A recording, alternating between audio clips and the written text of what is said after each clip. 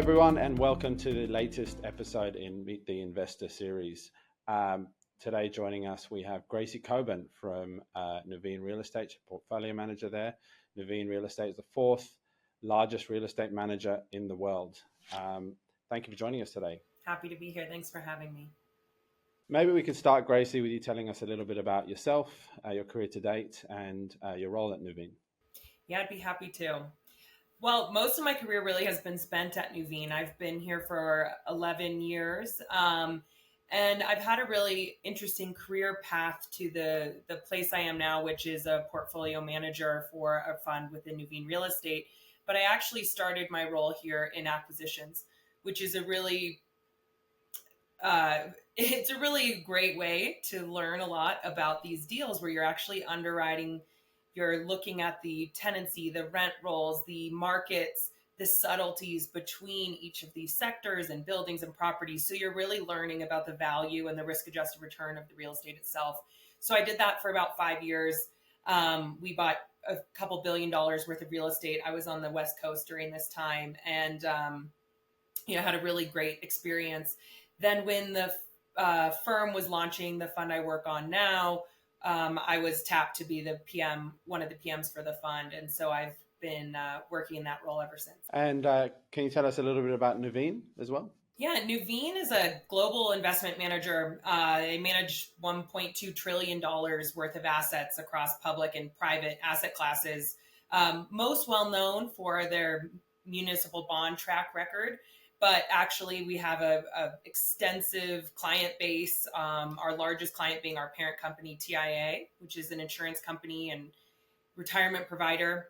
But in addition to munis, what we're known for, we actually have expertise across many alternatives, including real estate, infrastructure, farmland, and forest.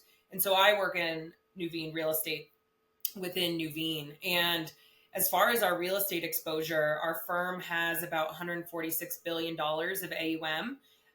Like you said, fourth largest manager of real estate globally. And I've, had the experience, like I said, within acquisitions where you really realize that being a big shop is important and a great tool, and we're proud of it. But it's really not as important as being local. With real estate, bigger isn't better unless you also are very local. And so we have 30 offices globally, over 600 people. And that creates this kind of boots on the ground experience where when you're buying real estate, the exact street corner really matters. The exact market dynamics and rents you're underwriting and relationships within each of those markets matters quite a bit. And so our approach of being very localized as well as being this large real estate manager is something that's one of our key competitive advantages. So just keeping at a high level about the asset class, real estate asset class generally, a lot of our Australian investors will be very used to investing in real estate, particularly residential real estate. What can you tell us about the differences in asset classes within the sector? There's not just residential. So what else is there, and what else do you guys invest in? Within real estate, there's kind of 4 core sectors that we look at, which is office, industrial warehouses, retail, and residential. Then there's this whole other umbrella of real estate alts. And real estate alts, which is kind of confusing considering alts is its own umbrella under which real estate falls under. But within real estate, we also call it real estate alts. And those are asset classes like healthcare, senior housing, data centers, storage. And so a lot of those more emerging subsectors are within that real estate alts umbrella. And then you have those core 4 real estate sectors as well.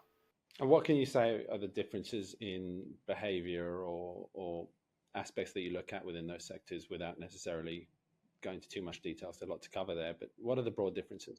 Yeah, there's so much sector dispersion between each of those subsectors, and it's really become a more and more important part of investing given that sector dispersion. For instance, the drivers of the industrial warehouse demand can be incredibly positive, very strong fundamentals, very high occupancy rates, very high rents. While at the same time, a sector like office can be struggling and losing demand, losing rent, losing occupancy, losing more in their valuations. And so you see there's really strong fundamental differences where the tide doesn't work in the same direction necessarily for all these sectors at the same time. And so while we look for a lot of those short-term demand and supply balances to be reached, you also look at the long-term demographics really driving that market and that sector. For instance, you can look really closely at senior housing in Tokyo and see that there's very strong long-term demographic demand for that sector. In the US, you can look at student housing in the US and see it's actually decreasing enrollment trends over the long kind of duration, long forward looking. And so you have to look within each of these sectors and each of these markets at some of those more long-term demographic trends.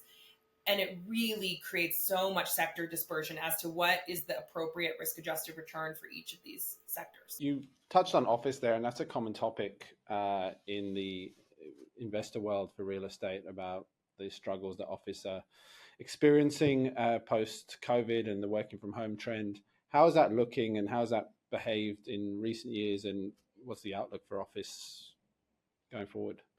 Yeah, office is a really interesting sector. There's a lot of true underlying issues there that are creating really an upheaval in that occupier market.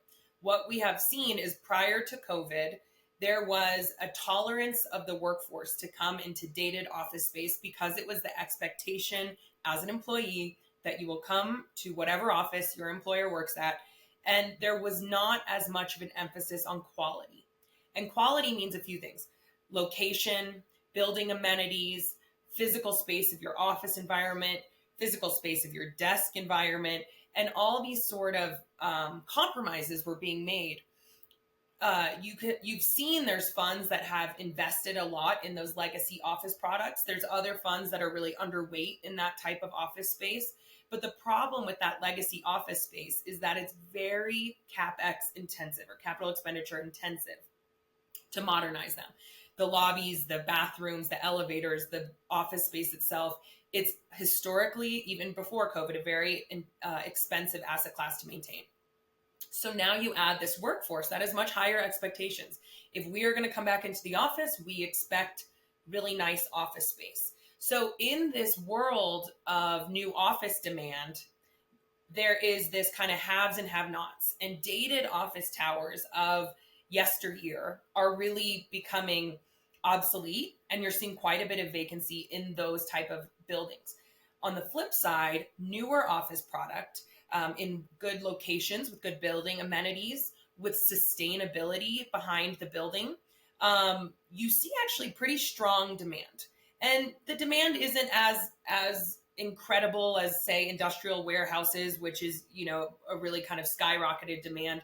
But you still see very steady demand there in that new school office. And so I really think what you'll see with office is a decade-long problem unfold. This is not just a near-term macroeconomic issue affecting the sector.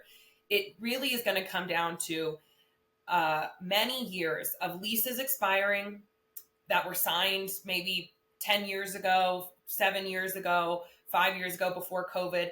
Those leases will start to expire, and what you'll see is this regeneration of office space. Some of that will be done on the backs of landlords who own these buildings. Some of them will be municipalities participating to modernize office space or to revitalize an abandoned central business district. So there's going to be some success stories, and there's going to be a lot of money lost as well. So it's an interesting place within the real estate space, and we just saw this kind of exact mirror play out with retail over the last 10 to 15 years. And retail is actually in a better place than it's ever been, with very strong fundamentals and occupancy. But you really just have to go through all that pain as an industry first. And so we expect that to take a lot of time. There will be fortunes made off of office, and there will be fortunes lost off of office over this next decade as you really see this right sizing and futurizing of the current office product. You're almost implying that within the office sector, there might be better investments and worse investments depending on the quality and the amenities that some of those buildings offer, which will increase demand. Exactly. But with that increased cost going into maintaining those high quality office spaces, do they become less of an interesting investment comparatively to other real estate sectors? Yes, I think the problem is that even the best offices are expensive to maintain. Like I said, that high degree of CapEx introduces a lot of volatility into your cash flow. And I do think there's going to be a great enough discount for certain product that risk adjusted return, even including the expensive capital expenditures at these properties, you will have good buying opportunities out there. There's also certain markets that are actually strong where there's higher office use within the culture. There's higher expectations of people to come to an office. And of course, recessions increase that demand where there's layoffs and unemployment. And so employees don't have the option to be so picky about their workspace. So there's going to be certain office product within certain markets that is discounted enough to offset that risk. But then there's also, like you said, going to be kind of overpriced office where you're buying that very top of market type of office. And there's not a lot of room there for rent growth or for failure of your cash flow in any kind. And you talked about greater demand than in office, in the high quality offices in industrial warehouse. Where does that demand come from? What's been the growth in that demand for industrial warehouse? So one of the large drivers for industrial demand is e-commerce and the growth of e-commerce. You really see that change quite a bit by market. For instance, in Europe, the e-commerce penetration is much less significant than in the US. So there are markets that have more and less impact from e-commerce. You also see quite a bit of demand from building materials. Housing building materials, for instance, are one of the large users of industrial space in the US. So the demand continues to grow, but so does efficiency of space. There are risks given the fact that people know there's a lot of demand in industrial, and so there's a lot of supply in industrial as well. You have not seen the market unable to tolerate that supply. You've seen it pretty well absorbed. And in fact, you've now seen the peak of new construction starts across all sectors has finally backed off in the last year and a half compared to the really elevated supply that was happening over the prior 5 years. And so you've seen new construction starts start to wane. But supply is a threat to industrial. Supply chain and rerouting of supply chain is a risk to certain industrial markets. But generally speaking, that demand continues to outpace those sort of near-term risks to industrial. And going back to one of those asset classes that you mentioned within real estate alternatives, alts, the growth of AI and the broader tech boom over the last however many years, particularly AI in recent times, has caused a huge demand for data centers, which is one of the asset classes within real estate alts. What can you tell us about the growth of this asset class and how it features alongside other real estate investments? Yeah, I think data centers are very fascinating because until the advent of generative AI, like ChatGPT, demand in data centers was actually net negative because while demand was increasing steadily, technology efficiency was increasing at the same pace. So you actually saw negative rents for the decade preceding generative AI. So while it felt like there was a lot of growth in tech, efficiency was just outpacing that growth. And now you're finally in this new paradigm where the power needs generated by AI have created this very strong demand surge. And the best way to put it is a Google search uses 1/5 of the power of a generative AI search. And so if you put that in terms of context of the new demand happening within data centers, which is all measured by power, there's finally kind of a real uptick in that demand. I think that surprises some people because it seems like a sector that would have kind of naturally been growing pretty consistently over the last 15 or 20 years, but it's really been a much shorter term spike that you've seen. While demand is really positive in that sector, there are risks that I think are overlooked. I think one of the big risks is the fact that technology creates obsolescence of old data center space. So if I were to build a data center today, the power required by a user would be X. In 10 years, 20 years, which is how long these leases are, the demand for power will increase so much that the building you build today can be left functionally obsolescent. So a lot of the value with data centers is created day one of the lease, which is why a lot of data centers to be owned need to be built, because buying a building kind of in a second generation, which is done in a lot of other sectors, it just doesn't really pencil. So it's a sector that has higher barrier to entry because of that. You need to be doing construction. You need to be able to finance really large properties, really large developments. But there are those risks with obsolescence, with efficiency. And so it's a sector that's really interesting. And I think there's, once again, going to be some very strong outcomes from allocations to data centers over the next 10 years. And there's also going to be people that invest in the sector poorly because they sort of jump on the bandwagon, jump into the trend, but aren't very well versed in the risks that they need to be underwriting against. And what about the technological efficiency improvements there as well? Would that be another risk?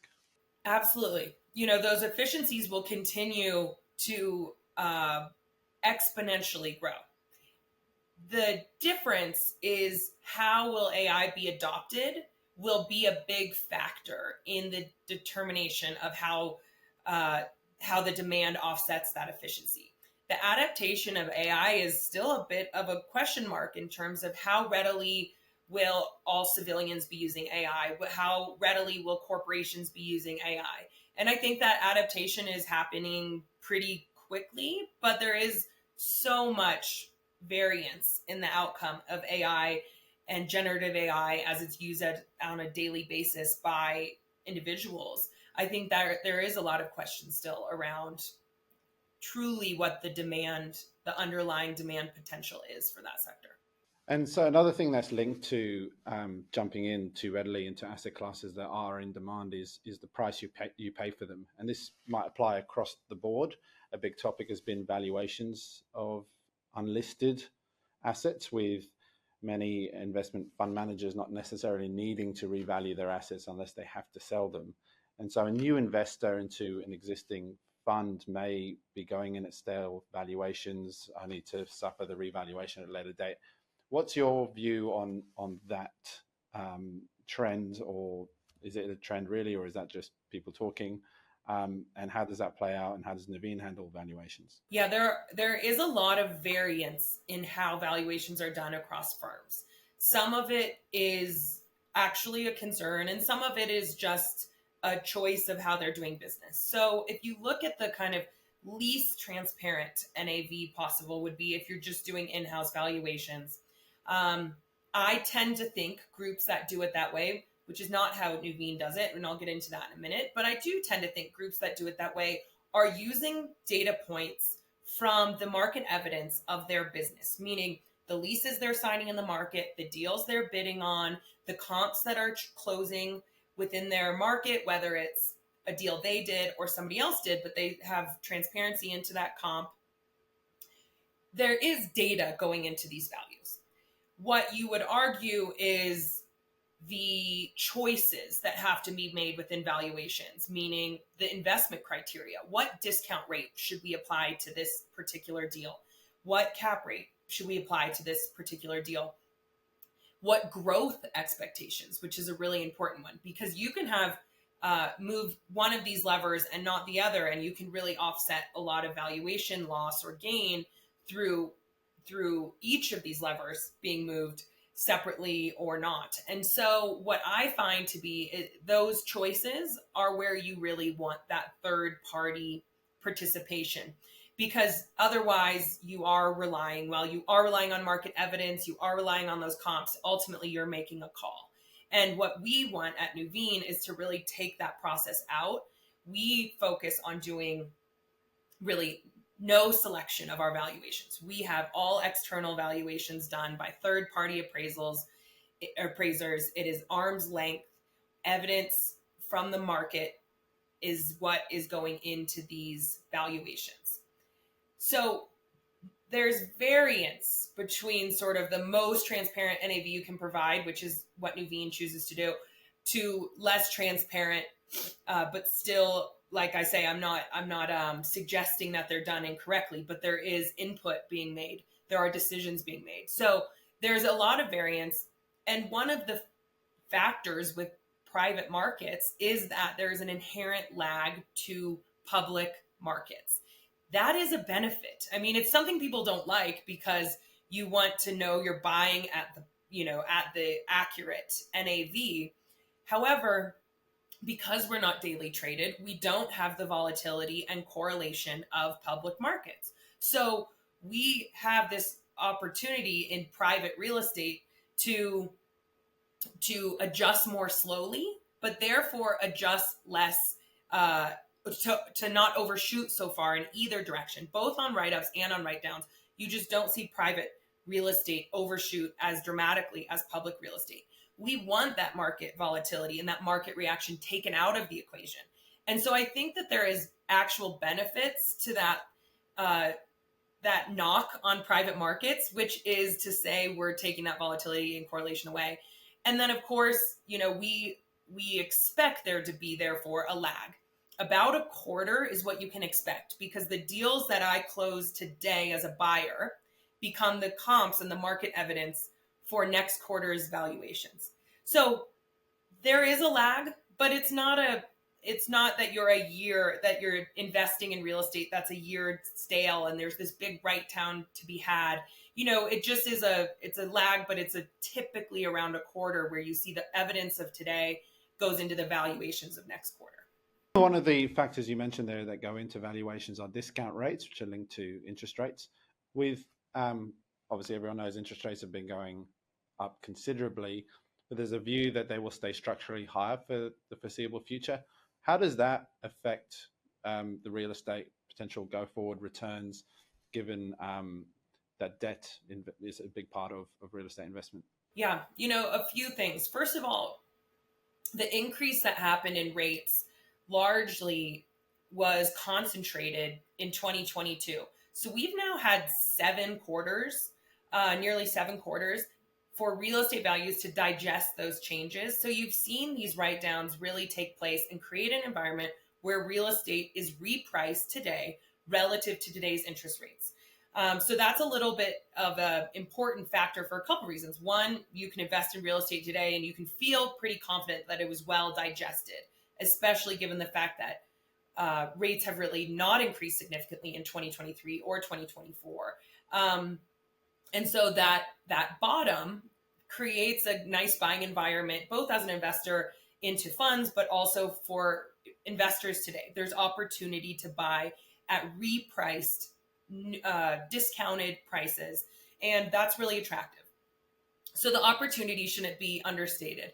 Second, we have some tools to digest and to go forward in this higher rate environment. One is rent growth. Real estate historically has rent growth that outpaces inflation, and we will be able to create a larger and larger spread to interest rates as our cash flows continue. One of the reasons for that is you have mark-to-market rent growth, where your underlying rents in your fund, because leases are 5, 7, or 10 years long, rents have outpaced that. Rent growth in the market has outpaced that. So your in-place rent is typically at a discount to the market rent today. So you see a 10, 12, 15, 20% mark-to-market rent growth, depending on the sector and the location and the asset class and all the cash flow component. But that large increase can allow for that kind of inflation hedge, but it also can allow for that spread for interest rates today to continue to grow over time, especially if you're invested in the right sectors like industrial and retail that are seeing outsized rental growth. where you would struggle to ever really outpace that new rate environment if you're in sectors like office, where rents are flat to even negative in certain markets. And so in the right sectors, that demand is continuing to create that rental profile. And then lastly, a lot of real estate managers invest in debt. And so we're investing in real estate debt alongside equity investments into real estate properties. And those are really accretive returns. The spreads today over underlying rates are very attractive. And that can create kind of a tactical option to have in this higher kind of forever real estate environment. Debt is very attractive today compared to how attractive it was over the last 10 years. So you can lean into that investment debt sleeve as well as a nice tactic. Then lastly, you have to manage your leverage correctly. It is higher interest rates. We have a lot of opportunity within real estate to decide those borrowing amounts, and more modest loan to values are going to be seen across the industry because of these higher borrowing costs, or they should be seen across the industry because of these higher borrowing costs. And prudent managers will manage that balance sheet accordingly. More conservative LTVs across the board. On a little bit of rental growth, there is an aspect of what the next few months or sort of 12 to 18 months might look like. What is your broad outlook on the real estate sector, and do you have a preferred asset class within real estate that you like in particular over the next little while? Yeah, generally my outlook on real estate is pretty positive, given the fact that what I talked about earlier, the write-downs feel fully digested by the market at this point. That is promising for a lot of reasons. One, it means buyers are returning to the market with confidence about where to transact. And there's consensus between buyers and sellers as to what the pricing should be, which means real estate can actually move. Last year, you just were not seeing transactions because there was too big of a spread between buyers and seller expectations. So you're seeing transactions return to the market. But more importantly, because there's a lot of buyers returning to the market with that confidence, you're actually seeing pricing wars start again. And those pricing wars are creating cap rate compression. The higher prices create this cap rate compression, and that compression is what increases values. So I expect that the transaction environment of today is going to really rebound the appreciation of the underlying assets of real estate over the next 6 months and 12 months. So that is promising. But the other promising aspect is you're really able to buy sectors that have been overpriced for the last couple of years at really attractive discounts. So this year, I think there'll be a lot of focus on industrial, retail, investment debt, sectors that have that growth and have that potential to continue to increase the spread over interest rates and continue to outperform. I don't think office is in that bounce back phase yet. Like I said, I think there's a lot of years to come before office is really on steady footing again. Okay, Gracie, I think we'll wrap it up there. Thank you so much for your insight into Nuveen, yourself, and the real estate market broadly, and hope to speak to you again soon. Thanks so much, Joey.